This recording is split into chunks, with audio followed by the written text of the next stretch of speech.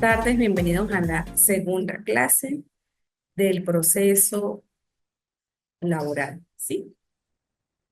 Eh, en la primera actividad ya están la valoración de los trabajos realizados.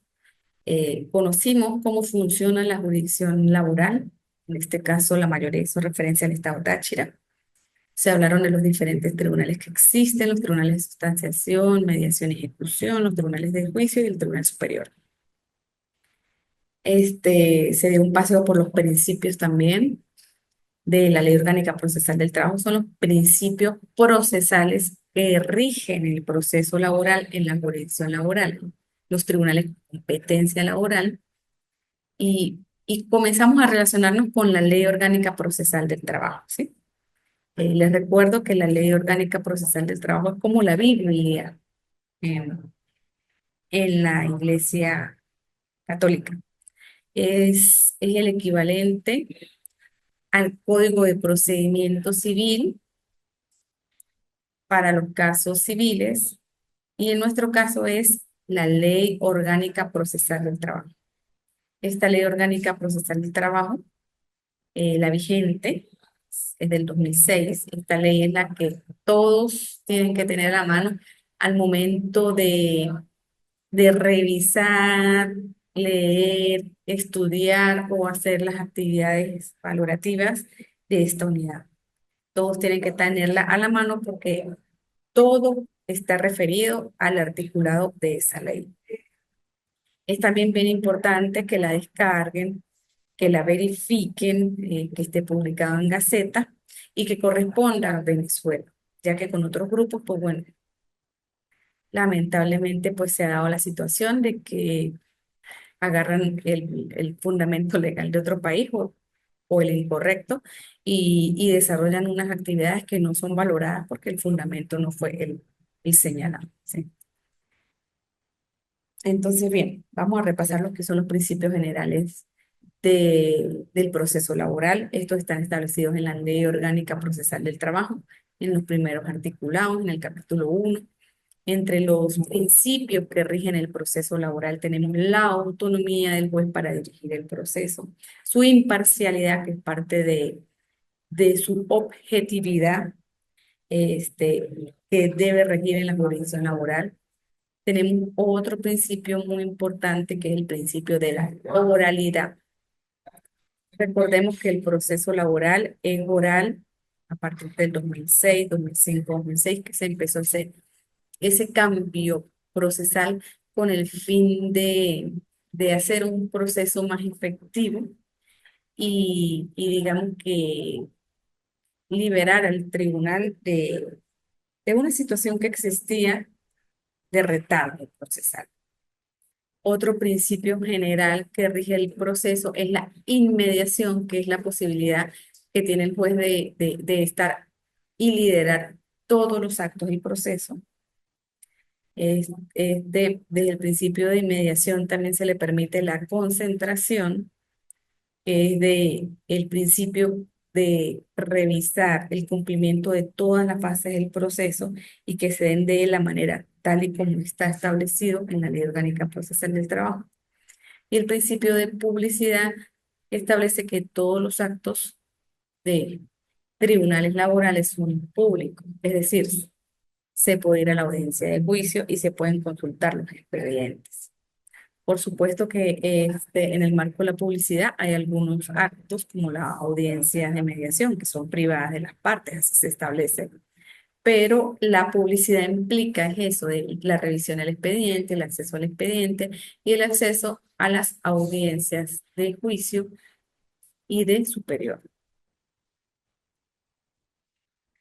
Continuamos con los principios. Tenemos el principio de la gratuidad que rige todo el sistema de justicia venezolano, ¿sí?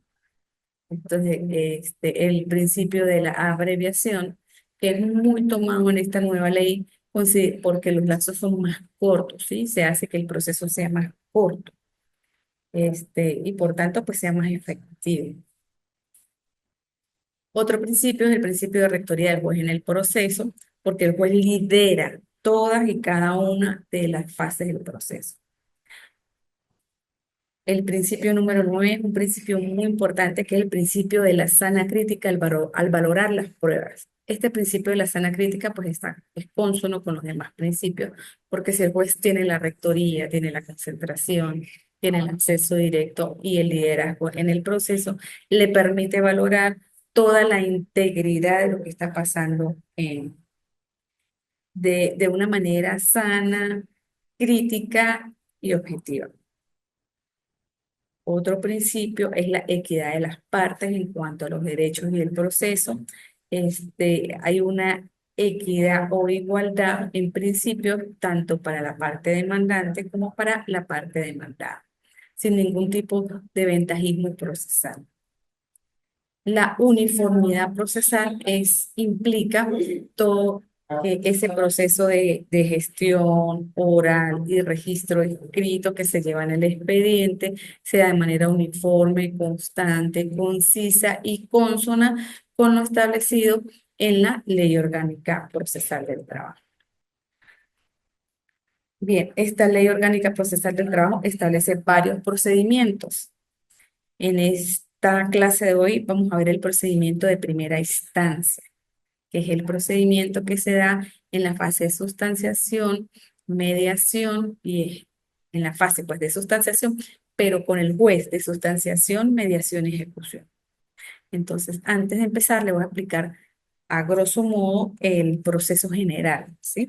El proceso general, hay una fase de sustanciación donde se recibe el expediente, se admite y se hace las audiencias de mediación. Si no hay acuerdo de mediación, se va a la fase de juicio que es liderada por otro juez, que es el juez de juicio. El juez sentencia y después viene una tercera fase que es la ejecución. Esa fase de ejecución es llevada por el juez de sustanciación, mediación y ejecución, que es el mismo que hizo la primera fase, que es la de sustanciación. Entonces, digamos que el primer juez acepta la demanda, la sustancia, procesa todo lo que es el la fase de mediación, después remite al de juicio, el de juicio sentencia y este lo remite para ejecutar. En caso de que se interponga alguna apelación, esta va al juez superior. Bien, en este caso vamos a revisar lo que es el procedimiento ordinario. El procedimiento ordinario en la primera fase, es decir, en la fase de sustanciación y mediación. El procedimiento ordinario inicia, esta primera fase se desarrolla, que es la fase de sustanciación, ante el juez de primera instancia de sustanciación, mediación y ejecución. El juez, este es el juez que recibe el expediente es presentado por el demandante en la URDD, que es la Oficina de Recepción de Documentos, el tribunal lo distribuye, se le asigna el juez respectivo y este juez empieza la revisión para admitir la demanda, ¿sí? Esta primera fase de revisión está establecida en el artículo 123 de la Ley Orgánica Procesal del Trabajo. El juez recibe la demanda, verifica si se han cumplido los requisitos y de allí tiene que hacer un pronunciamiento orientado a la admisión de la demanda o a la inadmisión. Este, antes también existe la posibilidad de que se abstenga de admitir por cuanto considera que los requisitos del artículo 123 no están cumplidos. Entonces, hace lo que es un despacho saneador y ordena a la parte demandante a completar la información de conformidad a lo establecido en el artículo 123. Digamos que este despacho saneador es lo que se equipara en el proceso civil a las cuestiones previas. Con eso se busca subsanar antes de la admisión cualquier duda que exista en cuanto a los requisitos para la admisión que establece el artículo 123, que entre otras pueden referir sobre los hechos alegados en la demanda, el derecho aplicado, las direcciones tanto de las notificaciones como de los domicilios de los demandantes y de los demandados, y en el caso, y alguna información especial en el caso que se trate de accidentes laborales.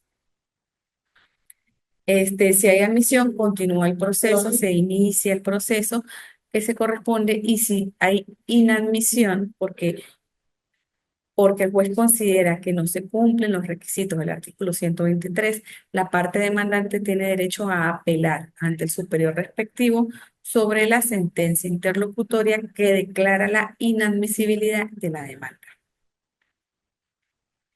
Bien, aquí estamos como lo planteé en la fase de admisión e inadmisión, el acto. Ajá, pero ¿qué sucede? Tal como lo expliqué, el despacho saneador.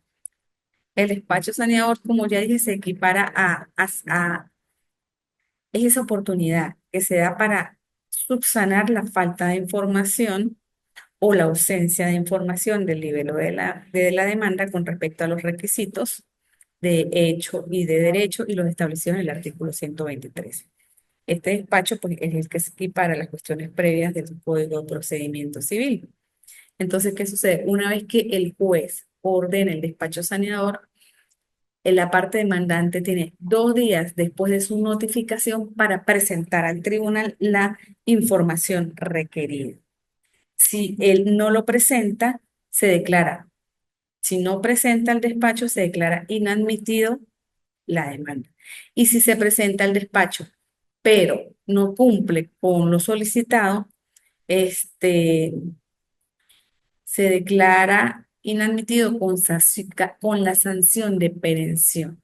¿Sí? ¿Qué quiere decir la sanción de perención? Que por haber subsanado mal, se da, por haber subsanado mal, pues entonces puede ocurrir la perención. Eso está establecido en el artículo 124 de la Ley Orgánica Procesal del Trabajo.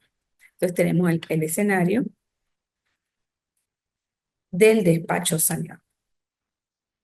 Una vez avanzado, una vez bien sea admitida la demanda, luego del despacho saneador o admitida sin despacho saneador, ya se puede proceder a lo que es la notificación de la demanda a la parte demandada. Esta notificación se hace a través de un cartel de notificación. Recordemos que ese cartel lo va a llevar el alguacil a la persona a la que está dirigida, si es dentro de la ciudad o está dentro del rango de distancia de donde está ubicado el tribunal. Si esta notificación está en otro municipio donde hay, donde hay otro tribunal de municipio, puede ser civil, o en otro estado del país, del territorio venezolano, se puede hacer la comunicación, una comisión, para que el otro tribunal proceda a notificar a la parte demandada.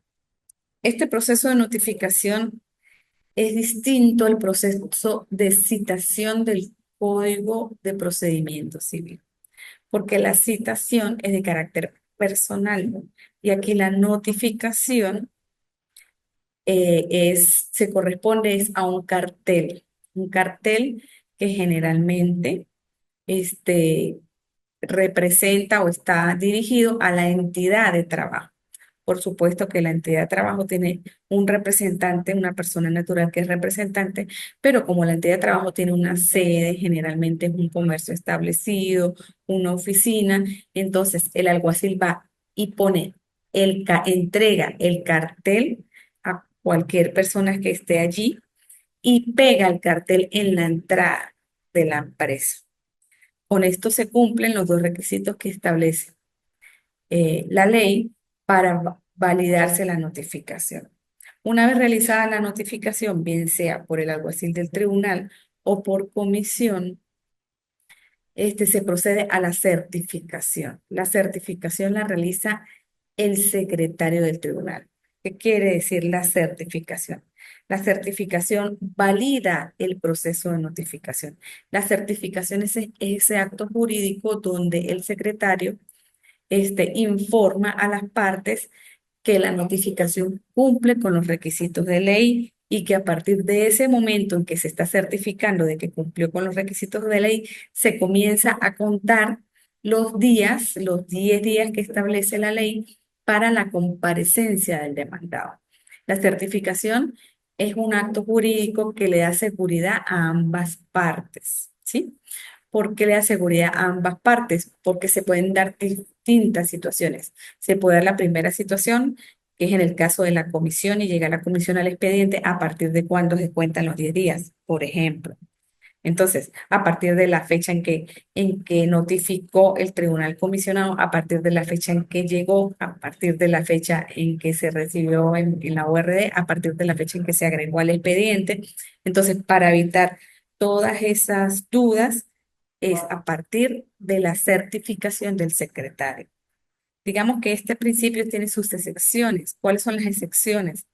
Por ejemplo, que antes del proceso de certificación, se dé poder. Alguna de la parte demandada otorga un poder apoacta. Con el poder apoacta o una diligencia de asistido de pidiendo unas copias o lo que fuere, opera lo que es la notificación tácita y automáticamente esa notificación tácita está por encima de este proceso de notificación del 126 y es a partir de la notificación tácita en que se cuentan los días de comparecencia.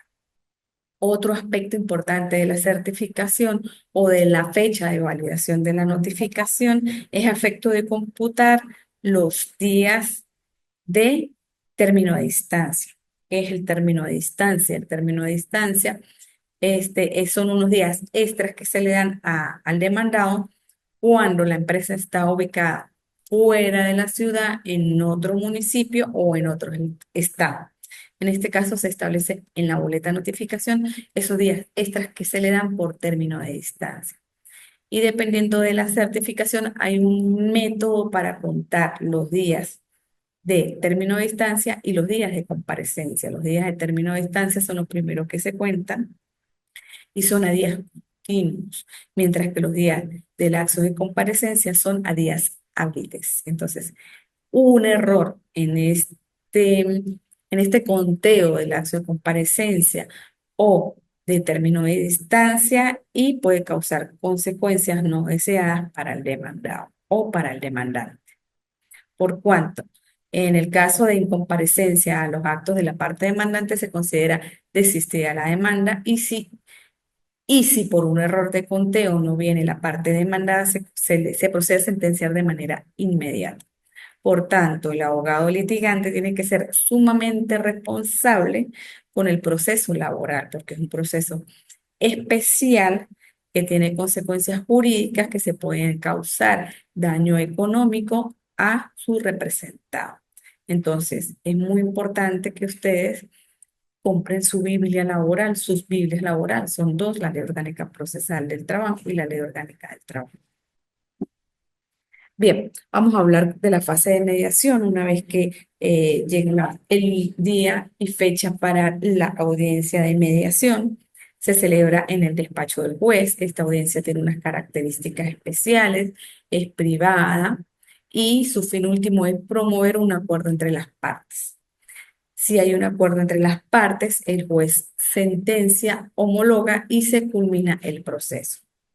Si no, hay otros dos escenarios más. Si el demandante no asiste, el demandante se considera que se queda desistida la demanda y se sentencia. Sin embargo, este acto de sentencia interlocutoria tiene apelación.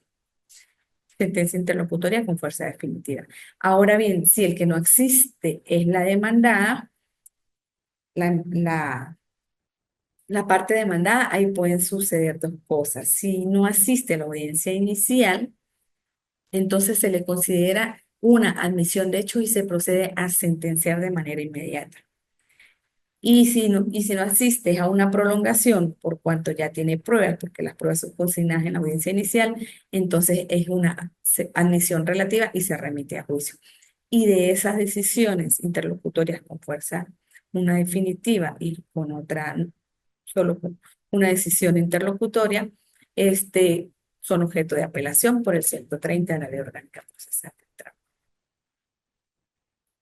Eso se establece acá. Este, lo que planteé de la sentencia de admisión de hechos y de la sentencia de presunción de admisión de hechos cuando no viene a la audiencia prolongada la parte demandada. Ahora bien, vamos a ver qué sucede cuando se termina la audiencia inicial, ¿sí? y no hay un acuerdo entre las partes. En este caso, se remite a juicio, recordando que en la primera audiencia inicial es la única oportunidad procesal para consignar las pruebas, ¿sí? La audiencia inicial puede ser prolongada las veces que sea necesario, siempre y cuando no exceda un máximo de 4 meses.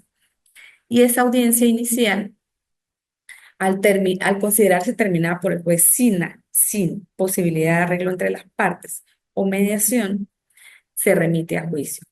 Al quinto día, después de la remisión de juicio, hasta el quinto día tiene la parte demandada para consignar su contestación.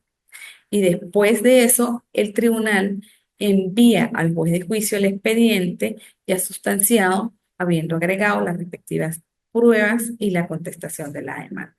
El tribunal de juicio recibe el expediente y al quinto día, después recibe el expediente, admite las pruebas y fija la audiencia oral y pública para la audiencia de juicio. Recordemos que el auto de admisión de pruebas tiene que ser al quinto día después de recibido. Y después se fija la audiencia que no debe exceder en un lapso de 30 días. Bien, en esa audiencia de juicio oral es una audiencia única que puede ser prolongada. Es el momento procesal en que se evacúan las pruebas. Por tanto, cada parte tiene que llevar las pruebas promovidas, incluyendo los testigos. Luego de esa audiencia oral se lee el dispositivo, el juez en esa misma audiencia lee el dispositivo y declara en la sentencia con lugar, sin lugar o parcialmente con lugar o sin lugar. Esa sentencia también es objeto de apelación según lo establecido en la Ley Orgánica Procesal del Trabajo. Luego de la sentencia, estando firme, remiten la sentencia firme de juicio, es firmada por el juez de juicio, y cuando quede definitivamente firme, es remitida nuevamente al juzgado de sustanciación, mediación y ejecución. El juzgado de oficio, el tribunal de ejecución de oficio, si la sentencia establece experticia complementaria, el fallo la ordena según los lapsos establecidos en la ley. Luego de presentada la experticia de oficio, inicia el proceso de ejecución voluntaria por 3 días.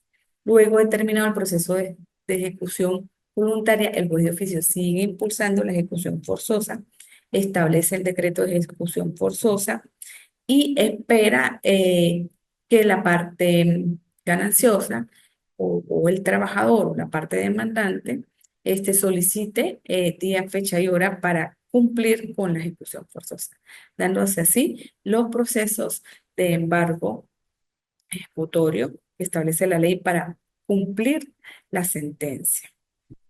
Esta es la fase final del proceso de ejecución que realiza el Tribunal de Sustanciación, Mediación y Ejecución. Bien, tenemos por aquí ahora, vamos a compartir lo que es el aula virtual. Con esta información sobre lo que es el proceso ordinario laboral es la que vamos a revisar en el módulo. Es lo que planteamos fueron los principios y el proceso de la primera instancia. Los principios, por favor, este contenido tiene que ser repasado directo de la lógica, ¿sí? Entonces, hay una actividad de aprendizaje que vamos a complementar junto con esta clase remota, donde el estudiante va a revisar los artículos del 1 al 11. Va a leer ese articulado para, para conocer el sustento legal donde se establecen los principios procesales de la Ley Orgánica del Trabajo. Después de eso va a estudiar y analizar la fase de mediación, que es la primera fase, la fase de sustanciación y mediación, que está en los artículos 123 y 137 de la LOPRE. Esa es la primera fase. Después la fase de juicio, que son los artículos 150 al 162 de la LOPTRA, que es la que establece que el juez de juicio recibe el expediente, el quinto día se pronuncia sobre las pruebas, realiza la audiencia, lee la sentencia, todo ese proceso está allí en esos artículos. Y finalmente el proceso de ejecución en los artículos 180 al 186. Entonces, por eso es muy importante leer ese articulado de la norma. Y también conocer que todo lo no previsto en la Ley Orgánica Procesal del Trabajo debe ser regido de manera subsidiaria por el Código de Procedimiento Civil. Bien, después de que se haga ese proceso de lectura este, de la norma procesal del trabajo, vamos a realizar el proceso de evaluación. En este caso tienen que hacer una línea del tiempo donde se visualicen los lapsos procesales de todo el proceso ordinario, es decir, de la fase de sustanciación y mediación, después de la fase de juicio y finalmente la fase de ejecución, de esas tres fases. Entonces cada uno de ustedes va a hacer este, una línea del tiempo de los lapsos procesales de esa fase con las siguientes orientaciones. Las cédulas de identidad que terminan del 1 al 3 van a ser la línea del tiempo de la fase de sustanciación y mediación. Recuerden que esa fase está en los artículos 123 al 137 de la LOA.